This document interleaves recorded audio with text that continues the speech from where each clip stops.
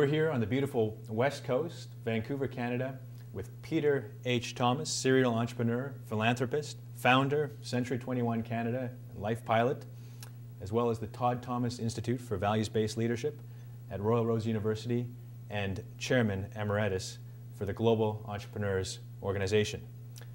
My name is Mike Show, and I'm talking today with Peter about his latest book, Be Great: The 5 Foundations of an Extraordinary Life in Business and Beyond, which is available on begreatbook.com. Now, Peter, you're no stranger to us. Some would say over the past 4 decades, you've seen it all, you've done it all, you've experienced pinnacle of success, lost it all, built it back. You've also had great personal tragedy in your life. You've lived and worked through 4 recessions. This is your 5th. You've written a national bestseller already, and now here we are, Be Great. I mean, what motivated you to publish this book? I mean, why now? Well, I think what I find as I go through life, it seems that some people, it's so difficult to recognize the difference between success and failure. And the margins are so tight. You look at some people, and they seem to do everything right, but they just don't make it. You know, they find difficulty. And yet when you talk to winners, they seem to have sort of a set of rules they seem to follow. It's almost like they kind of know what to do. I guess they've learned through experience. So I sort of kept track of that, and I'm a great emulator, so I followed a lot of what the leaders do myself, and I found that it works. So I just sort of felt it was time. A great way I can give back is by putting together all these tips. There's nothing really I've invented, Mike.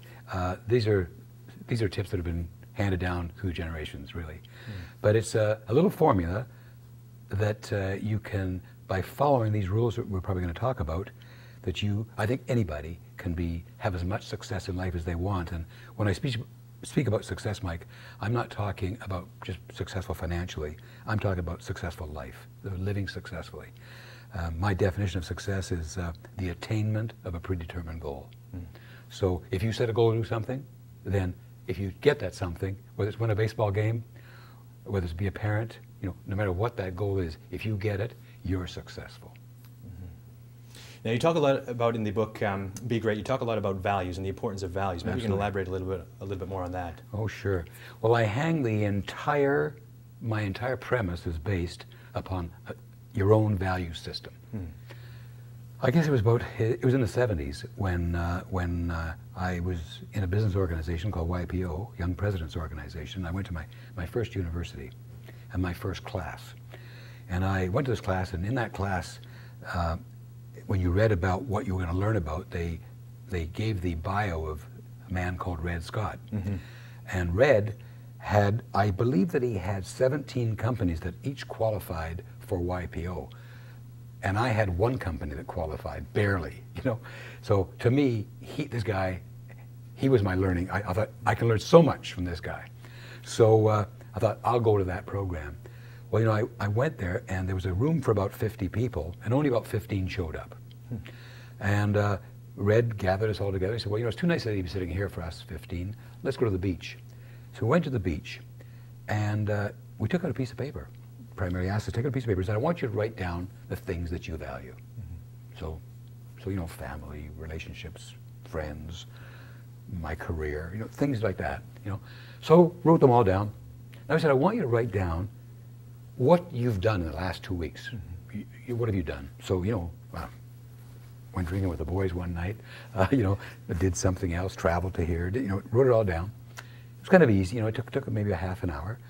And then I said, what I want you to do now is I want you to draw a line between everything you've done and which value those things that you've done resonates with, which is aligned with it.